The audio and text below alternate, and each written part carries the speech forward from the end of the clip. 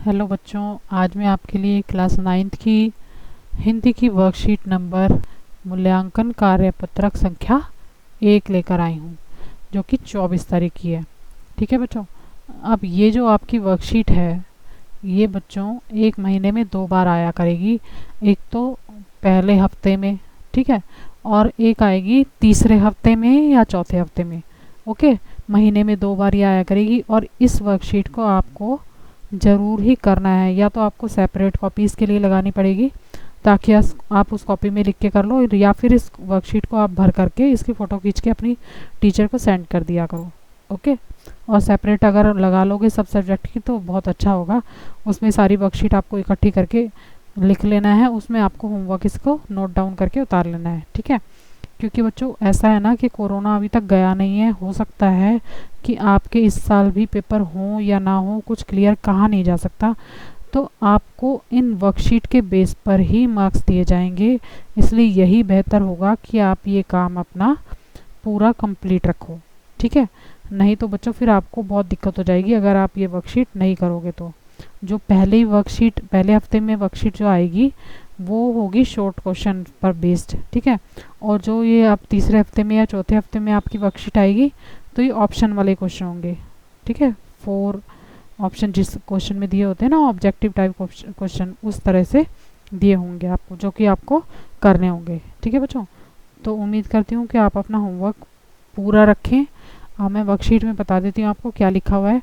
इसमें लिखा है, ये जो वर्कशीट है इसमें एक अपठित गद्यांश दिया है। गद्यांश का लिखने वाला है, जिसने ये गद्यांश लिखा है वो एक 14 साल का लड़का है और वो 9th क्लास में पढ़ता है। ठीक है, इसमें लिखा हुआ है, उसने ही लिखा है ये, मेरा पसंदीदा शौक खाली समय में रुचिपूर्ण और ज्ञानवर्धक पुस्तकों को पढ़ना है। जब कभी भी मैं स्कूल से घर जाता हूँ तो अपना गृह कार्य पूरा करने के बाद इस तरह की किताबें पढ़ना पसंद करता हूँ। मैं 14 वर्ष का हूँ। मैं कक्षा 9 में पढ़ता हूँ। ठीक है, अब मैं यह अच्छी तरह से जानता हूँ कि किताबों का पढ़ना बहुत अच्छी आदत है जो मुझे पूर्ण बनाती है। ठीक है, यह शौक़ किसी के भी द्वारा विकसित किया जा सकता है। अब जो किताबें पढ़ने की आदत उसको अपने आप लगी, किसी बच्चे का कोई शौक़ होता है, किसी का कुछ अलग शौक़ होता है। आपको पता है ना, हॉबी सारे बच्चों की अलग अलग होती है। अब हालांकि मुझे यह शौक़ प्राकृतिक रूप से मिला है। किताबों को पढ़ने से एक व्यक्ति खुश, और किताबें आनंद, ज्ञान, प्रोत्साहन और सूचना का अच्छा स्रोत हैं। यह हमें अनुशासन, न्यायप्रिय, विश्वसनीय, समय का पाबंद और इससे भी अधिक महत्वपूर्ण एक सफल व्यक्ति बनाता है। अब बच्चों जैसे जैसे आप किताब पढ़ोगे तो आपकी नॉलेज बढ़ेगी, आपकी जानकारी बढ़ेगी, जिससे कि आप अच्छे व्यक्ति बनोगे। ठीक है, किताबों को पढ़ने से कोई भी व्यक्ति अकेला और परेशान नहीं रह सकता। जब भी हम किताबों को अपना दोस्त बना लेते हैं तो किसी एक दोस्त की हमें ज़रूरत नहीं रहती, क्योंकि किताब हमें इतना ज्ञान देती हैं बच्चों, और पढ़ने की कोई उम्र नहीं होती।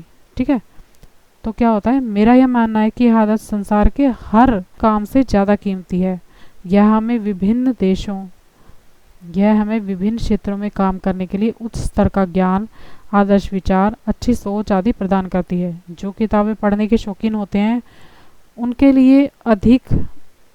उनके लिए अच्छी और रुचिकर किताबें अच्छी मित्र की तरह होती हैं। जिनके पास यह आदत नहीं है, चाहे उनके पास कितनी भी अधिक सांसारिक वस्तुएं और धन क्यों ना हो, वह ज्ञान की सच्ची दौलत के अभाव में गरीब ही होता है। ठीक है बच्चों, किताब पढ़ने की आदत या शौक़ किसी भी आयु में किसी के भी द्वारा विकसित किया जा सकता है। ठीक है बच्चों, तो इसमें एक लड़के के बारे में बताया गया जिसे किताबें पढ़ना अच्छा लगता है। आपको पता ही चल गया होगा पैराग्राफ पढ़ने से, ठीक है ना। और उसने ये बताया है कि किताबें हमारी सबसे अच्छी मित्र होती हैं। ओके, तो इसी पैराग्राफ पे, इसी गद्यांश पे आधारित हमें कुछ प्रश्न दिए गए हैं जिनके बारे में हम पढ़ेंगे। ओके, तो पहला प्रश्न है, अच्छी और रुचिकर किताबें एक व्यक्ति के जीवन में किस तरह होती हैं? मित्र की तरह, भाई की तरह, सहपाठी की तरह या गुरु की तरह? तो इसका आंसर होगा बच्चों, दूसरा क्वेश्चन है, व्यक्ति किसके अभाव में गरीब होता है? ए है ज्ञान के, दूसरा बी है धन के, सी है मान के, या डी है साथी के। तो आपको मालूम है बच्चों, ज्ञान के अभाव में गरीब होता है, ठीक है ना। एक व्यक्ति को खुश और व्यस्त कौन रखता है? पहला मित्र, दूसरा भाई, तीसरा किताबें और चौथा मोबाइल। तो इसका सही आंसर होगा बच्चों किताबें। जैसे कि हमने ऊपर पैराग्राफ में पढ़ा था, तो किताबें ही अच्छी मित्र होती हैं और किताबें ही हमें खुश और व्यस्त रहती हैं। खाली समय में लेखक का शौक क्या है? जो लड़का है ये 14 साल का, क्या है? मित्र से बातें करना, घूमना, किताबें पढ़ना या तैरना। तो किताबें ही पढ़ता था, तो इसका आंसर किताबें पढ़ना। सफल शब्द का विलोम शब्द, तो ए है असफल, बी है कुफल, सी है अफल और डी है सुफल। तो आपको पता है बच्चों, इसका आंसर होता है असफल, ए, ठीक है। क्वेश्चन नंबर 6 है, अनुशासन शब्द में उपसर्ग और मूल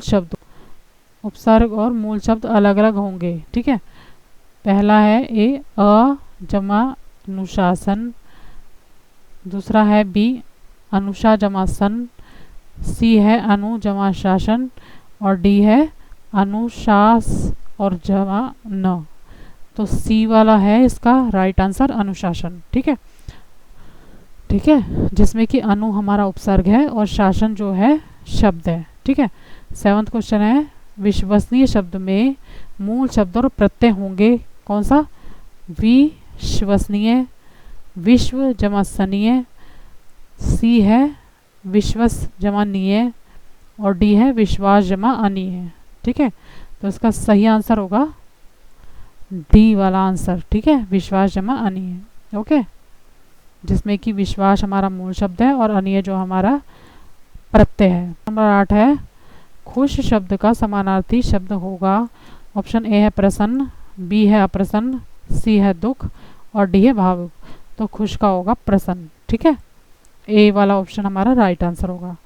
क्वेश्चन नंबर 9 है, इन शब्दों में तत्सम शब्द चुनकर लिखिए, ठीक है। तत्सम शब्द होते हैं जो संस्कृत से लिए जाते हैं, ओके। ऑप्शन ए है शौक, बी है रुचि, सी पाबंद और डी दौलत, ठीक है। तो ऑप्शन नंबर बी जो है वो हमारा राइट आंसर है। सी, पुस्तक और ग्रंथ शब्द किस शब्द के पर्यायवाची शब्द हैं? ए है पेंसिल, बी है किताब, सी है दवात और डी है लेखनी। नंबर बी जो हमारा होगा वो राइट आंसर होगा, ठीक है। तो ये है हमारी वर्कशीट आज की। अगर आपको बच्चों मेरा वीडियो अच्छा लगे तो प्लीज़ मेरे चैनल को लाइक करना, सब्सक्राइब करना। Thank you very much.